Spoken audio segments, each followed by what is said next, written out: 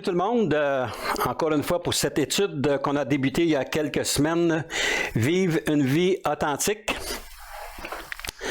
Donc, je vous invite à tourner avec moi dans l'Évangile de Jean au 13e chapitre. Et ce soir, on va lire passablement de versets. On va lire le verset 1 à 17. Jean 13, le verset 1 à 17.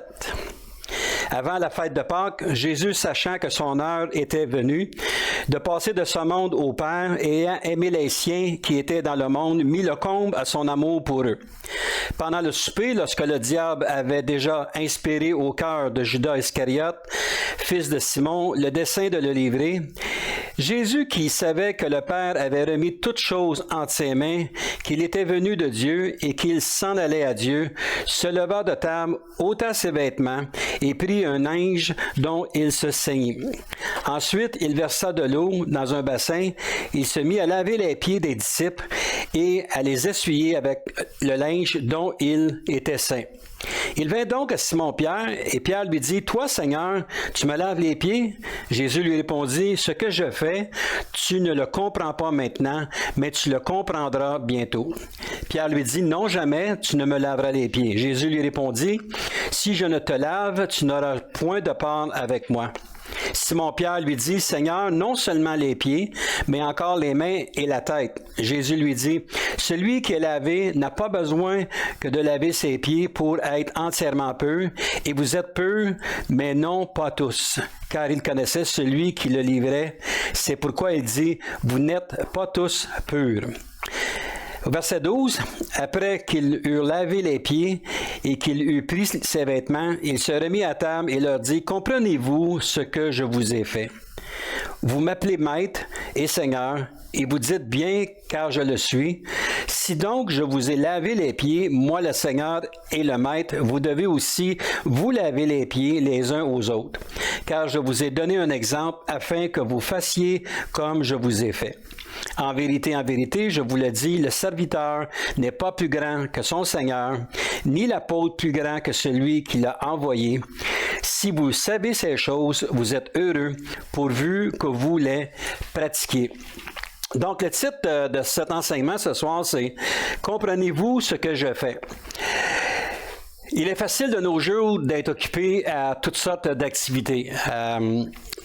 J'ai jamais vu, sincèrement, en 2022, avoir des vies tellement occupées avec toutes sortes d'opportunités, soit pour le sport, soit pour écouter différentes séries à la télévision. Peu importe, les gens sont occupés toujours à faire quelque chose. Il me semble que on devrait être dans un air où on peut relaxer un peu plus, mais c'est pas ce qui se passe. Il me semble qu'on n'a jamais assez de 24 heures pour tout faire ce qu'on veut faire dans une journée. Il y en a qui se donnent pour des bonnes causes et je pense que c'est important que l'on puisse investir pour les bonnes causes. On est dans une saison de l'année où il y a beaucoup de bénévolats qui se font pour aider les gens qui sont en besoin et ça, je trouve bien. Et que l'on puisse aussi même les supporter financièrement. Je trouve ça très bien aussi parce que les gens ont besoin. Il y a des gens qui souffrent, il y a des gens qui ont besoin d'aide. Mais il faut faire attention de ne pas être à la merci de tous. Et trop souvent, on va se faire dire par toutes sortes de paroles, « Ah, t'es bonne dans ce que tu fais, j'aimerais t'avoir pour que tu puisses m'aider. » Et souvent, ça peut nous voler du temps précieux avec le Seigneur. C'est pas une question de ne pas être occupé, c'est pas une question d'être très occupé, c'est que dans notre vie, peu importe les circonstances que l'on vit, peu importe les choses qu'on va faire, c'est important de mettre du temps aussi avec le Seigneur pour qu'il puisse nous parler et nous enseigner certaines choses. Et à ce soir, c'est ce que je veux qu'on puisse regarder pour quelques instants. Comment Dieu a parlé à ses disciples. La vie de Jésus fut divisée en 4 étapes. De 0 à 30 ans, ça a été de sa naissance, aller jusqu'à temps qu'il débute son ministère. Il n'y a pas tellement de choses qui sont dites à travers la parole de Dieu, sauf que de mémoire comme ça, à l'âge de 12 ans, où il était assis au temple avec les anciens, puis qui lisait les Écritures, qu'il apprenait les choses de son père. Mais à part ça, on ne sait pas ce qu'il a fait, est-ce qu'il a travaillé à la boutique avec son père père adoptif, je peux m'exprimer comme ceci, Joseph.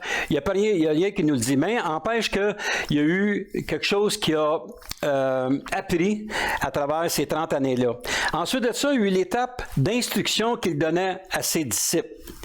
Si vous regardez au début de Matthieu, le sermon sur la montagne, c'est qu'au tout début de son ministère, ce qu'il a fait, c'est qu'il a commencé à enseigner ses disciples pour les choses les disciples devaient apprendre.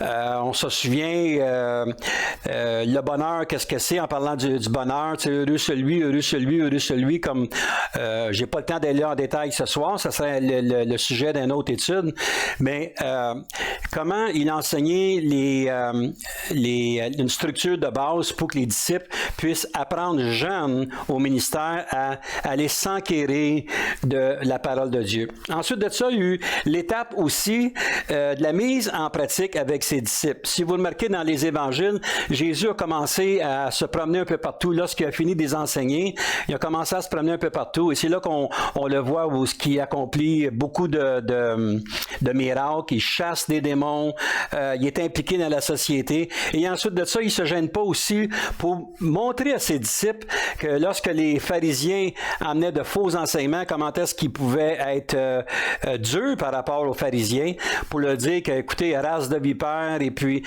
il ne se gênait pas. Donc, ce qu'il a donné à ses disciples, c'est que, oui, c'est important de fréquenter les gens, mais on ne doit pas accepter toutes les choses que les gens veulent nous enseigner. Donc, ça aussi, c'est le sujet d'une autre étude. Mais l'étape, la conclusion, donc, cette étape-là que je veux parler ce soir dans Jean 13, aller jusqu'à Jean 17, c'est une étape qui se situe quelques semaines avant sa mort. Donc, Jésus savait très bien ce qui s'en venait, ce qui se tramait.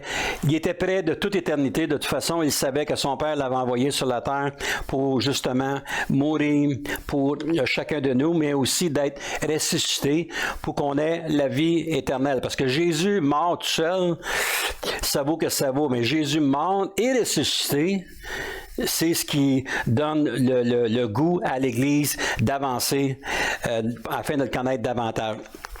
Si vous remarquez, Jésus, à la conclusion de sa vie, n'a pas étalé les choses qu'il a accomplies, mais plutôt mis l'emphase sur l'attitude à adopter pour un ministère bien rempli.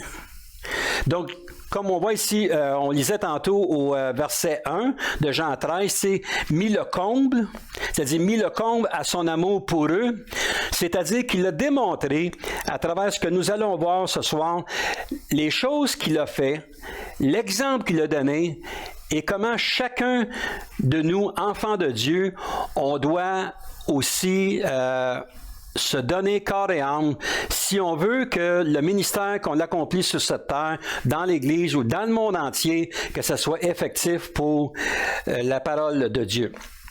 Donc, il y a quelques points que j'aimerais qu'on puisse regarder ensemble. Premièrement, la base du service pour Dieu. Comme je disais tantôt, mis le comble à son amour pour eux. Jésus s'est littéralement donné et offert à ses disciples afin que les disciples puissent comprendre une leçon qui leur soit valable pour chacun d'eux. Le service pour le Seigneur demande de l'amour. Si vous voulez œuvrer pour le Seigneur, si vous vous dites enfant de Dieu, si vous voulez voir des choses se passer, il faut que ce que nous reflétons, ce soit l'amour de Christ.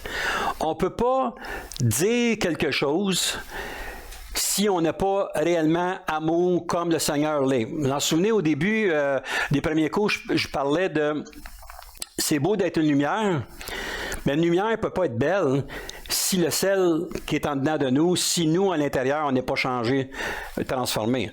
Même la parole nous dit « si ton sel n'est pas bon, jette-le ». Et puis, c'est comme produire un bon sel pour avancer. Donc, c'est important de comprendre cela. Le service pour le Seigneur demande de l'amour. Amour inconditionnel, sans frontières, pur du début à la fin. Et je vais un peu donner, c'est quoi l'amour? que le Seigneur nous demande d'avoir. Est-ce que c'est n'importe quelle sorte d'amour ou si c'est un amour appuyé sur la parole de Dieu? Donc, on voit ici au verset 1, « Mis le comble son amour pour eux ». Et si vous tournez avec moi dans Jean 17 et le verset 26, Jean 17 et le verset 26,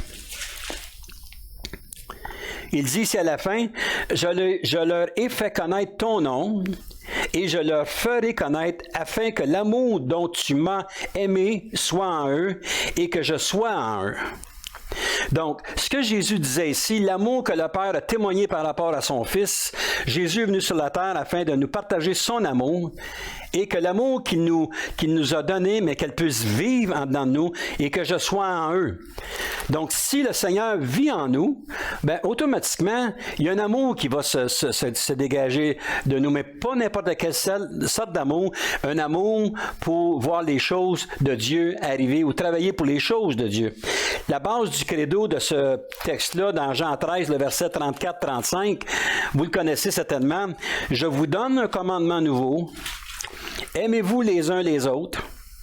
À ceci tous connaîtront que vous êtes mes disciples, si vous avez de l'amour les uns pour les autres. » Il ne faut jamais oublier les « avec » et les « ici » dans la parole de Dieu. Si vous avez de l'amour les uns pour les autres, à ceci tous connaîtront que vous êtes mes disciples. Donc, être un disciple de Jésus, c'est de dégager un amour. Un amour, c'est la chose la plus difficile à mettre en application dans la vie. Laissez-moi vous donner un exemple. On a un enfant, on aime notre enfant. On prend la maman qui donne naissance à son enfant et puis qui va le suivre jusqu'à temps qu'il va être capable jusqu'à sa mort ou jusqu'à 60, 70 ans. L'enfant pour la mère, même pour le père, demeure le même tout le temps. Mais l'amour, c'est aimer assez ton enfant pour lui dire « Je ne suis pas d'accord avec ce que tu fais, ce que tu accomplis, et je te demande de changer ta façon d'agir. » L'amour pour nos enfants, c'est pas de tout accepter. Si on dit qu'on est enfant de Dieu, par exemple, moi, je suis, bien entendu, je suis un enfant de Dieu avec mon épouse, et mes enfants ont connu le Seigneur, et je pense qu'ils connaissent encore le Seigneur, mais lorsqu'ils font des choses qu'on n'est pas d'accord avec eux, mais on les aime tellement pour l'amour du Seigneur que l'on représente, qu'on soit capable de leur dire « c'est pas bien ce que tu fais ». Ça, c'est très important. C'est pour ça que je vous dis que l'amour, c'est quelque chose de difficile à mettre en application.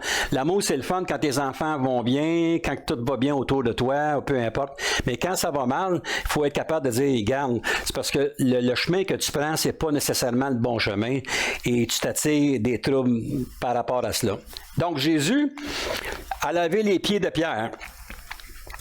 Pierre, comme on a lu tantôt, il faut comprendre que Pierre, il l'a trahi 3 fois. Pierre l'a trahi 3 fois. Et Jésus savait que Pierre était pour faire ces choses-là. Mais il a mis, comme on a dit au verset 1, il a mis le comble à son amour pour eux. C'est-à-dire, même si je sais que tu vas me trahir, même si je sais que vous allez m'abandonner, mais je vais te laver les pieds pareil parce que je t'aime. Parce que je veux te démontrer que en lavant les pieds des autres, c'est pas accepter ce que tu fais dans ta vie, mais c'est de t'accepter comme quoi on est part entière ensemble. Lorsqu'on lave les pieds à quelqu'un, c'est parce que on accepte d'être avec cette personne-là. Il faut comprendre aussi que les Juifs, eux, lavaient leurs pieds pour aller avant de manger. C'était une coutume chez eux, mais que Jésus, lui, décide de laver les pieds de ses disciples, c'est montrer, écoutez, on va le voir un petit peu plus tard, que le maître n'est pas plus grand que le plus jeune, et puis comment est-ce qu'ensemble, c'est important de comprendre qu'ils sont un ensemble. Judas, qui l'a vendu, et Judas faisait partie de cela, je pense qu'on l'a lu tantôt, comme quoi Judas était pour le trahir, au verset 11, car il connaissait celui qui le livrait.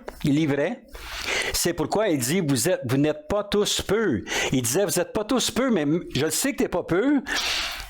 Mais regarde, je vais te laver les pieds de la même façon. Ça veut dire, il disait à Judas, t'es pas peu, je te lave les pieds, je te donne un accès à te repentir et de revenir. Donc, Jésus donnait l'accessibilité à tout le monde, peu importe les gens qui étaient autour, de se reprendre, de dire, ben écoute, je confesse mon péché, puis moi je veux te suivre pour la vie.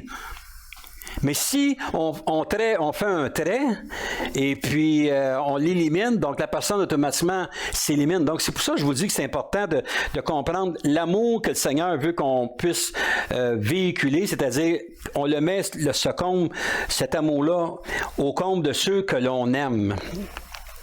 Tous les autres qui ne sont point portés à la défense de Jésus, tous les disciples étaient là. Et il les a tous lavé les pieds à tout le monde. Mais ces gens-là, personne d'eux était au pied de la croix ou se sont objectés pour se défendre Jésus à la croix. Non, les gens se sont camouflés, cachés pour justement portés comme disparus un peu dans la foule parce qu'ils avaient peur des conséquences qu'ils étaient pour avoir. Mais Jésus, il savait ça. Il savait qu'il était pour être tout seul à la croix. Mais il a porté le comble de son amour, c'est-à-dire, peu importe ce que vous allez me faire, je vais vous laver les pieds. Donc, moi, ça me montre quelque chose dans la vie, que des fois, ça peut être notre pire ennemi, ça peut être quelqu'un qui nous est antipathique, c'est difficile d'être avec lui. Mais lorsqu'on a l'amour de Christ, ben, on est capable de partager cet amour-là avec cette personne-là, sans arrière-pensée. Mais, parce qu'on le partage, peut-être les gens vont dire, ben, c'était réellement de l'amour dans ton cœur parce que je n'avais pas pensé. Cette personne-là va réfléchir, va dire, avec tout ce que j'ai fait encore là, elle est capable de me dire qu'elle m'aime. Comme je disais tantôt, il faut faire attention, il ne faut pas aimer le péché que la personne endosse, il faut faire attention avec l'amour. Mais même si on sait qu'elle n'est pas correcte, on démontre l'amour de Christ par rapport à quelqu'un afin que cette personne-là soit saisie par l'amour du Seigneur. Parce que, humainement parlant, des fois, c'est difficile d'aimer quelqu'un. C'est pas toujours plaisant. Comment aimer comme Jésus? Premièrement, comme je vous ai aimé. Jean 13, le verset 34, on l'a lu tantôt. Je vous donne un commandement nouveau. Aimez-vous les uns les autres, comme je vous ai aimé. Donc, il disait aux disciples, écoutez, aimez-vous les disciples. Les disciples étaient pour un moment donné se rejoindre dans la chambre haute avant qu'il y ait le Saint-Esprit soit envoyé le jour de la Pentecôte. Mais il a fallu que ces gens-là s'aiment pour être ensemble et que tous et chacun puissent possiblement, la parole ne le dit pas tel quel, mais ils se sont certainement pardonnés, ils se sont unis, ils étaient un en esprit. Tout à la même pensée, puis soudainement, le Saint-Esprit est venu au milieu d'eux. Pourquoi? Parce qu'ils se sont lavés les pieds et puis se sont acceptés. Ils se sont pardonnés mutuellement. Et Dieu a manifesté son amour dans ce groupe-là parce qu'il en envoyant son Saint-Esprit. Romains 5 et le verset 5. Romains 5 et le verset 5. Or, l'espérance ne trompe point, parce que l'amour de Dieu est répandu dans nos cœurs. Lisez bien ça ici, répandu dans nos cœurs par le Saint-Esprit qui nous a été donné. Donc, si nous voulons marcher selon les principes de Dieu, et qu'on demande au Seigneur, Seigneur, remplis-moi de ton amour, mais la parole nous dit ici, et répandu dans nos cœurs par le Saint-Esprit, c'est l'Esprit de Dieu, comme on voit le fruit de l'Esprit dans Galates 6, Galates 5, c'est-à-dire que le premier fruit qu'on a, c'est l'amour, ça veut dire recevoir l'amour de Dieu, et parce qu'on a reçu l'amour de Dieu, ben, il va nous aider aussi à ce qu'on les aime, on aime les autres tels qu'ils sont, sans faire acceptation des choses qui ne sont pas de Dieu. Galates 5, 20, j'ai été crucifié avec Christ, et si je vis, ce n'est plus moi qui vis, mais c'est Christ qui vit en moi. On va se tourner ici pour lire le Galates 5 et le verset 20.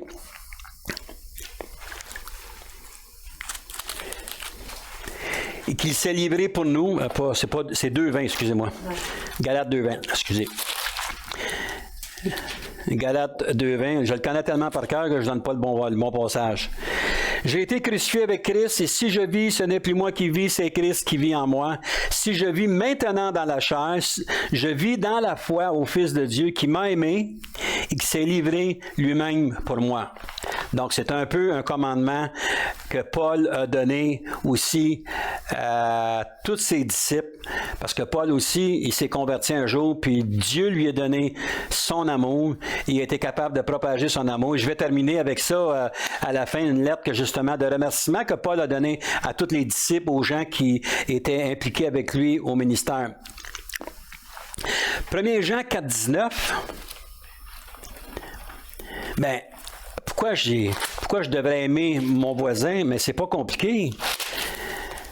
La parole nous dit ici dans 1 Jean 4 et le verset 19, « Pour nous l'aimons parce qu'il nous a aimés le premier. » C'est pas nous qui avons aimé le Seigneur le premier, c'est lui qui nous a aimé le premier. Et parce qu'il nous a aimé le premier, bien, il a donné sa vie, puis il s'attend à rien de moins que ceux qui veulent le suivre, qui aiment le Seigneur, et automatiquement, on va avoir l'amour pour être capable de donner à droite et à gauche à tous ceux et celles qui vont vouloir entendre la parole du Seigneur. Deuxième point, être au service des autres démontre deux choses. Notre authenticité comme enfant de Dieu. Jean 12 et le verset 36. Pendant que vous avez la lumière, croyez en la lumière, afin que vous soyez des enfants de lumière. Jésus dit ces choses, puis il s'en alla et se cacha loin d'eux. Donc, il ne s'est pas caché loin de ses disciples. La parole nous dit qu'il est allé dans la chambre haute, s'est éloigné avec ses disciples, mais s'est éloigné de la foule. Donc, à ce point-ci, Jésus, ce qu'il voulait, il va être loin des regards afin de témoigner à ses disciples le comble de son amour. Il ne faut pas oublier que dans l'étape qu'on regarde ici, c'est la 4e étape avant qu'il soit crucifié, c'est qu'il voulait donner au maximum que les disciples puissent comprendre à quel point Christ les aimait. Et c'est ça, souvent, qu'il faut comprendre, nous, dans la vie, comme enfants de Dieu. Des fois, j'ai rencontré des gens où ils saillissent, ils ne s'aiment pas, ils ne sont pas contents de ce qu'ils font, jamais satisfaits de quoi que ce soit. Mais le Seigneur, ce qu'il veut, c'est qu'il nous a fait d'une façon, puis il nous aime comme ça. Oui, il veut qu'on change. Oui, il veut qu'on modifie notre façon de vivre dans la vie. Mais il veut qu'on puisse comprendre que peu importe ce qui nous arrive dans la vie, le Seigneur nous aime. Le Seigneur vous aime. Et parce qu'il nous aime, mais c'est un encouragement. On peut être haï de tout le monde autour, mais en sachant que le Seigneur nous aime, c'est juste ça qu'il nous faut. À même titre que Jésus. Jésus à la croix, tout le monde l'haïssait. Tout le monde l'a condamné. Tout le monde n'a pas parlé pour lui du tout. Mais lui, il savait que son Père l'aimait. Pas parce que son Père l'aimait, mais il était avec lui jusqu'à la croix. Et puis Jésus n'a jamais voulu se défiler de la croix. C'est qu'il allait communier avec son Père. Puis son Père lui disait qu'il l'aimait. Puis il fallait qu'elle aille jusqu'au bout de la mission auquel il était appelé. Loin des projecteurs de la vie. Vous savez, frères et sœurs, des fois, ça fait du bien d'être moins occupé dans toutes sortes de ministères quelconques, puis de se tenir un peu loin des projecteurs de la vie pour comprendre ce que le Seigneur veut nous montrer. Dans ma vie comme pasteur ou peu importe, il y a eu des temps, il y a eu des saisons dans ma vie où j'ai été mis à l'écart. Je dois vous avouer qu'au début, on sent une certaine frustration de ne pas se sentir impliqué plus que ça ou on ne comprend pas. Mais lorsqu'on prend du temps de côté avec le Seigneur, un peu comme Élie dans la caverne, on prend le temps de connaître c'est qui le Seigneur et qu'est-ce qu'il veut faire. Et ce qu'il fait, Seigneur, c'est qu'il nous donne justement, il nous remplit de son amour. Et son amour, mais est-ce que ça nous change, ça nous transforme. Et soudainement, on s'aperçoit que peu importe ce qui peut se passer autour, le Seigneur m'aime. Nos familles, qui ne connaissent pas le Seigneur nous aiment peut-être pas dans le temps qu'ils ne viennent pas entendre parler du Seigneur, mais nous savons qu'on est avec le Seigneur, puis on va passer l'éternité avec lui. Et il veut qu'on puisse saisir ça. Il nous aime, peu importe les conditions que l'on vit dans notre vie. Il n'y a rien de mal à faire des choses pour le Seigneur, mais pour les bons motifs. Est-ce que l'on fait du ministère pour faire du ministère? Est-ce que l'on fait la louange, mettons, juste parce que moi j'aime ça faire la louange, puis je suis bien à la louange, et puis pas de mal avec ça. Mais le Seigneur, il ne veut pas qu'on fasse quelque chose juste parce qu'on veut faire quelque chose pour se tenir occupé. Alors, je me tiens occupé pour le Seigneur. Bien, se tenir occupé pour le Seigneur, c'est pas de faire quelque chose pour le Seigneur. Être occupé pour le Seigneur, c'est de s'occuper de le connaître lui davantage. Ça, c'est différent. Dans Matthieu 5 et le verset 16, Matthieu 5 et le verset 16, on l'a déjà vu, on l'a déjà lu, c'était la première leçon en fait, que votre lumière luise ainsi devant les hommes, afin qu'ils voient vos bonnes œuvres. Et vous en souvenez, je vous disais, les bonnes œuvres, c'est pas ce qu'on fait. Les bonnes œuvres, c'est la présence de Dieu dans notre vie qui produit des bonnes œuvres. Et qu'il glorifie votre Père qui est dans les cieux. Dans Matthieu 6, le verset 1 à 8, passage que vous connaissez, Matthieu 6, le verset 1 à 8, « Gardez-vous de pratiquer votre justice devant les hommes pour être en vue, pour être vu. Autrement, vous n'aurez point de récompense auprès de votre Père qui est dans les cieux. Lors donc que tu fais l'aumône, ne sonne pas de la trompette devant toi, comme font les hypocrites qui, dans les synagogues et dans les rues, afin d'être glorifiés par les hommes, je vous le dis en vérité, ils reçoivent leur récompense. Mais quand tu fais l'aumône, que ta main gauche ne sache pas ce que fait ta droite, afin que ton aumône se fasse en secret, et ton Père qui voit dans le secret te le rendra.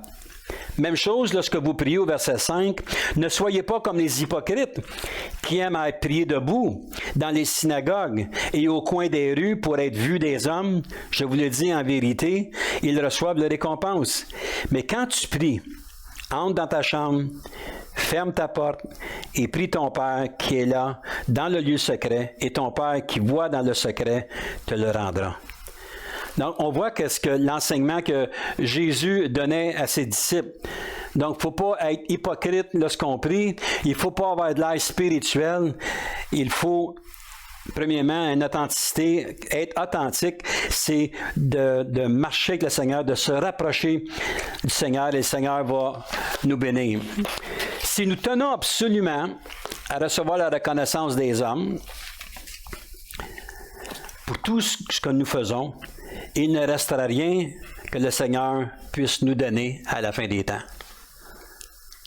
Si on recherche la gloire des hommes, si on aime ça se faire dire « Ah, c'est beau ce que tu fais, ah, t'aimes ci, puis comment vous avez trouvé ça? » Toujours trouver une façon de se faire valoriser. Puis les gens vont dire « Ah, vous êtes comme ci, t'es comme ça. » Bien, lorsqu'on va arriver, notre récompense va là sur la terre. Le Seigneur, ce qu'il veut, c'est qu'on entre dans le secret de sa présence. De dire, Seigneur, qu'est-ce que tu veux que l'on fasse? Qu'est-ce que tu veux que je change dans ma vie? Comment, Seigneur, je peux être plus humble afin qu'on puisse changer? Et dans cette étude-là, tantôt, là, je disais qu'il y avait 2 points dans être l'inservice. J'ai parlé de l'authenticité. Là, je vais parler du niveau humilité. Dans Luc 22, le verset 24.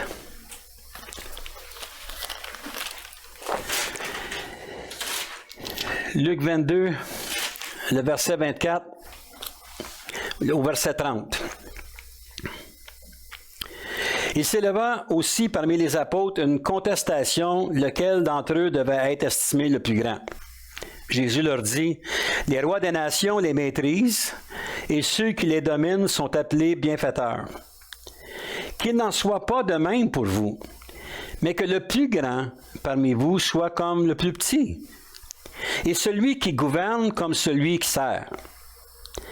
Car quel est le plus grand, celui qui est à table ou celui qui sert? N'est-ce pas celui qui est à table?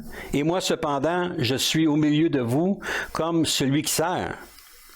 Vous êtes ceux qui ont persévéré avec moi dans mes épreuves. C'est pourquoi je dispose du royaume en votre faveur, comme mon Père en a disposé en ma faveur, afin que vous mangiez et buviez à ma table dans mon royaume, et que vous soyez assis sur des trônes pour juger les 12 tribus d'Israël. Quelle belle confession de Jésus, qui parle d'être à table. Il a dit, je devrais peut-être être assis à table, mais non, je suis celui qui vous sert. L'habit du chrétien authentique, c'est l'humilité. C'est d'être humble dans ce qu'on fait. Paul disait dans sa lettre aux Colossiens, Colossiens 3, le verset 12 à 15. Colossiens 3, le verset 12. Ainsi donc, comme des élus de Dieu, saints et bien-aimés, revêtez-vous d'entrailles de miséricorde, de bonté, d'humilité, de douceur, de patience. Supportez-vous les uns les autres, et si l'un a sujet de se plaindre de l'autre, pardonnez-vous réciproquement, de même que Christ vous a pardonné, pardonnez-vous aussi. Au verset 14, « Mais par-dessus toutes ces choses, revêtez-vous de la charité, qui est l'amour, qui est le lien de la perfection, et que la paix de Christ, à laquelle vous avez été appelés pour former un seul corps, règne dans vos cœurs et soyez reconnaissants. » Au verset 15, « Et que la paix de Christ, à laquelle vous avez été appelés. » Donc, on est tous appelés à vivre dans la paix. Mais si on ne fait pas un effort, si on ne demeure pas humble, si on n'est pas capable de pardonner à nos frères et nos sœurs, si on est, on peut pas, on a de la difficulté à oublier de certaines situations. Vous savez, il y a des gens qui vivent toute leur vie avec la rancune. Moi, je me souviens de mon grand-père, mon grand-père qui me disait que son frère, il en voulait à mort. Il était un à côté de l'autre sur une ferme. Parce que il en voulait, pourquoi? Parce que son frère, c'est lui qui avait eu le poulailler au lieu que lui ait le poulailler. Imaginez-vous, c'est une question de poule. Puis il en a voulu toute sa vie. Mais à 99 ans, quand il a donné sa vie au Seigneur, 99 ans, il a donné sa vie au Seigneur, finalement, il était capable de passer l'éponge là-dessus. Il a eu la paix, le sourire, il a perdu toute rancune. Puis il était capable d'avancer les quelques années, quelques mois, c'est-à-dire, parce qu'il est mort à 99 ans et demi. Vous voyez comment on peut se gâcher la vie parce qu'on en veut à des gens pour des circonstances, des fois qu'on n'a aucune espèce de contrôle. Si on est bien mieux de laisser aller toutes ces situations-là, hein, puis de dire, écoutez, moi, j'embarque pas là-dedans, occupez-vous de ça, moi, c'est d'autres choses que je veux. Il y avait Samuel Logan, un méthodiste, laissa le ministère de pasteur pour aller œuvrer à l'armée du salut. Ça, j'ai trouvé ça bon. Celui en charge de cette unité de l'armée du salut dit au pasteur, « Vous avez été votre boss toute votre vie. Maintenant, mettez-vous à l'action et cirez les bottines de ceux qui sillonnent les rues afin de partager la parole. » Je me souviendrai tout le temps, lorsqu'on a commencé l'évangélisation, on était dans la ville de Québec et on avait prié et intercédé pour faire l'évangélisation. On était tous un groupe et puis on priait et intercédait. Rendu à l'heure, à 6 heures le soir, le pasteur arrive avec des petits pamphlets. Il dit, maintenant, vous prenez la rue, puis vous allez aller donner des pamphlets, les inviter. À 7h30, il y a une présentation là-bas pour des chants de louanges. Et il y en a qui sont partis. Il y a 2 personnes qui sont restées dans cette enceinte-là. Le pasteur arrive à côté, il dit... Mais il dit, qu'est-ce que vous faites là? Il dit, vous n'allez pas avec les autres. Ah non, non, nous, on se sent beaucoup mieux ici à prier et intercéder. Savez-vous qu'est-ce que le pasteur a répondu? Il dit, tout à l'heure, c'était le temps de prier et intercéder. Maintenant, c'est d'aller dans les rues puis d'annoncer la bonne nouvelle. Un peu comme le pasteur ici, méthodiste. C'est l'action et serrer les bottines de ceux qui sillonnent les rues afin de partager la parole. C'est-à-dire, il y a des gens qui ont besoin d'entendre parler la parole. Il y a un temps pour prier, il y a un temps pour intercéder, puis il y a un temps pour agir. Et trop souvent, on n'agit pas. On reste passif. L'Église, c'est bien lorsqu'on est actif, mais c'est important de rester dans la prière et dans l'humilité. Selon la façon que Jésus voit cela, c'est le chemin vers le bas, l'humilité, et le chemin vers le haut, la reconnaissance.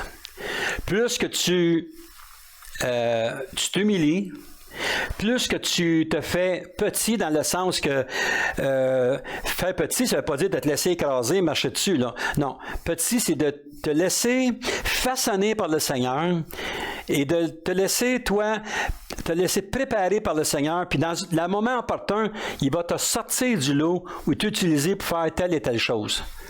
Il y a beaucoup d'exemples que je pourrais vous donner dans ma vie. Et faites-vous-en pas, s'il y avait quelqu'un de rebelle dans son cœur, c'était bien moi.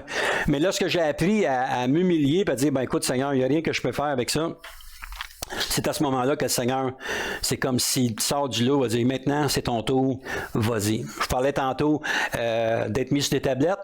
Il y a un temps, j'ai été mis 3 ans et demi sur les tablettes, à rien faire. Pas de louange, pas de musique, pas de prédication, rien. Puis là, j'étais comme frustré. Mais lorsque cette frustration-là a passé, je me suis humilié devant le Seigneur, je dis, Seigneur, agis à ta guise dans ma vie. Le Seigneur a commencé à m'utiliser. Pas parce qu'il voulait m'oublier, mais il voulait juste m'apprendre une leçon. C'est important d'être humble dans la vie si on veut avancer pour le Seigneur. Donc, pour le chemin de la reconnaissance vers le haut, c'est l'humilité. 3e point, le plus bel exemple, on l'a lu tantôt dans Jean 13, le verset 2 à 11. On ne le lira pas encore parce qu'on va manquer de temps pour finir cette leçon. Donc, au service des autres, peu importe l'attitude. Frères et sœurs, c'est important dans le corps de Christ d'être au service des autres. Vous êtes à la cuisine, vous préparez des repas pour l'assemblée. Merci Seigneur. Vous êtes celui qui vient faire le ménage à l'église gratuitement. Merci Seigneur. Vous êtes celui qui ouvre la cour parce qu'il y a de la neige ou celui qui fait le gazon. Merci Seigneur. Vous êtes celui qui dépanne à la louange parce qu'il n'y a pas personne d'autre. Vous n'êtes pas prête. Comme ça, puis il dit, oups, on s'en va là. Merci Seigneur. Le Seigneur, ce qu'il cherche, c'est des gens qui sont prêts à servir d'autres personnes. Et c'est dans ce moment-là qu'on voit la gloire de Dieu éclater au milieu d'une assemblée, lorsque les gens se rendent serviteurs l'un de l'autre. C'est sûr que c'est pas tout le monde qui peut prêcher, c'est pas tout le monde qui peut faire la louange, mais il y a 56 000 façons différentes d'être utile pour le royaume de Dieu. Ça peut être quelqu'un qui est à la porte le dimanche matin, « Seigneur vous bénisse, ça va bien, passez une belle semaine ». C'est une autre chose. On peut être disponible à 56 000 choses dans l'Église. C'est peut-être pas un ministère qui est selon les ministères qui est annoncé par Paul, mais le Seigneur, lui, qui est en haut, il sait exactement ce que vous avez fait. Et un jour, vous allez avoir votre rétribution et le Seigneur va vous récompenser pour les choses que vous avez faites. Ce que vous allez avoir, je ne le sais pas, mais là, c'est juste des bonnes choses qu'on peut recevoir du Seigneur. Mais il faut que l'on puisse être au service des autres dans l'Église. Et 4e point, quand il dit ici, dans le texte qu'on a lu, Jean 13, le verset 12, c'est comme s'il faisait une parenthèse. Donc, Jean 13, le verset 12, « Après leur avoir eu lavé les pieds et qu'il eut pris ses vêtements, il se remit à table et leur dit, « Comprenez-vous ce que je vous ai fait? » C'est comme si je vous dirais ce soir, est-ce que vous avez bien saisi la leçon que j'ai donnée ce soir par rapport au service que le Seigneur a fait pour chacun de nous, puis au service qui s'attend de chacun de nous? La compréhension, c'est le produit l'exemple. Donc, au verset 12, on a vu ici, puis au verset 14, « Si donc je vous ai lavé les pieds, moi, le Seigneur et le Maître, vous devez aussi vous laver les pieds les uns des autres. » Ça donne l'exemple. Si quelqu'un dit, « Y a-t-il quelque chose que je peux faire pour aider dans l'Église? Y a-t-il quelque chose que je peux faire pour te supporter? » Bon, parce qu'il a vu quelqu'un d'autre, oui, tu pourrais peut-être faire ça. Ça va inciter d'autres personnes à être opérationnelles dans une Église. juste de se sentir utile à quelque chose. Souvent, on se rend à l'église, on se demande qu'est-ce que je peux faire, qu'est-ce que je peux faire. Je pense que ça vaut la peine, peut-être une fois de temps en temps, de faire une rencontre, de dire, écoutez, découvrez, je me souviens, là j'étais pasteur à Vancouver, j'avais sorti un formulaire, on va essayer de découvrir avec vous donc vos talents. Il y avait 105 différentes facettes dans votre vie. Puis là, je disais, cochez ça. Et puis, je les rencontrais un par un. On n'a pas une grosse église, allez me dire, on était peut-être une trentaine. Mais je les rencontrais, on va dire, le Seigneur t'appelle à ça. C'est à ça que tu es appelé. Mais à travers cela, on a vu qu'il y a des gens qui étaient aptes à la louange. Il y en a d'autres qui étaient service pour aider, aller porter des denrées à d'autres personnes. Chacun avait sa responsabilité bien à lui, mais selon le don puis le talent. Essayez pas de faire ce qu'un autre fait. Faites juste développer ce que le Seigneur vous donne. B, l'exemple accroît aussi notre responsabilité au verset 15 et 16, car je vous ai donné un exemple afin que vous fassiez comme je vous ai fait. En vérité, je vous le dis, le serviteur n'est pas plus grand que son Seigneur, ni l'apôtre plus grand que celui qui l'a envoyé. Savez-vous, c'est quoi la bonne nouvelle? C'est que le serviteur dans l'Église, il n'est pas plus petit et il n'est pas plus grand que le pasteur qui amène la prédication, que le chantre qui dirige la louange, que le diacre qui s'occupe des finances de l'Église, que l'ancien qui va au côté spirituel. Il n'est pas plus grand et il n'est pas plus petit. On est tous ensemble dans le même corps pour grandir, pour s'épanouir et on va voir l'Église grandir. C, l'obéissance démontre aussi notre authenticité. Le verset 17, si vous savez ces choses, vous êtes heureux pour vous que vous les pratiquiez. Trop souvent, on entend « Ah oui, je sais ça, oui, j'ai lu la parole, oui, je suis au courant de tout ça. Oui, OK, mais tu le sais, mais tu le fais pas. » Ici, Jésus dit « Si vous savez ces choses, vous êtes heureux, tu le sais. » Mais tu vas être heureux en autant que tu le fasses, en tant que tu le pratiques. Comment voulez-vous que Dieu vous donne un ministère quelconque, un ministère que vous aspirez, parce qu'on aspire tout à des choses, des fois spéciales, mais si on n'est pas capable d'être fidèle dans les petites choses, comment voulez-vous que le Seigneur va vous donner des grandes choses? Les missionnaires n'ont pas commencé à s'en aller en Afrique pour être missionnaire. Un missionnaire qui n'est pas capable d'être missionnaire dans sa ville, dans son église, bien, il va avoir de la difficulté s'il va en Afrique. Parce qu'il faut qu'il commence à la base, puis il faut qu'il apprenne les rudiments, si vous voulez, de l'emploi que ça demande. La même chose pour l'enseignement. L'enseignement, c'est la même chose. Ah, j'aimerais ça être un enseignant dans une grande assemblée. Oui, mais commence par enseigner aux gens autour de toi. C'est pas une question de 1000, c'est pas une question de 5, c'est soit utiliser où que le Seigneur te demande, puis le Seigneur, lui, va te placer où il veut. De toute façon, c'est pas parce que tu enseignes à 5 ou tu enseignes à 1000 que tu es le plus grand puis que l'autre est le plus petit. On est tous au service du Seigneur. Donc, en conclusion, je lisais, c'est un psaume, on peut peut-être dire, je me répète souvent dans ce psaume-là, mais j'aime tellement ce psaume-là que le psaume 73, Asaph, mais je veux juste... Asaph, pour moi, c'est celui qui cherchait à droite à gauche pour être heureux. Mais on va juste lire, si vous voulez, le verset 28, où est le vrai bonheur. Il dit, « Pour moi, m'approcher de Dieu, c'est mon bien. Je place mon refuge dans le Seigneur l'Éternel afin de raconter toutes tes œuvres. » Donc, il dit, t'as beau regarder à droite et à gauche, t'as beau envier l'un ou l'autre, t'as beau être jaloux l'un de l'autre. Ça ne donne absolument rien parce que ça ne donne rien. L'important, c'est de se rapprocher de Dieu, ce qui est important. Et dernier passage dans Romains 16.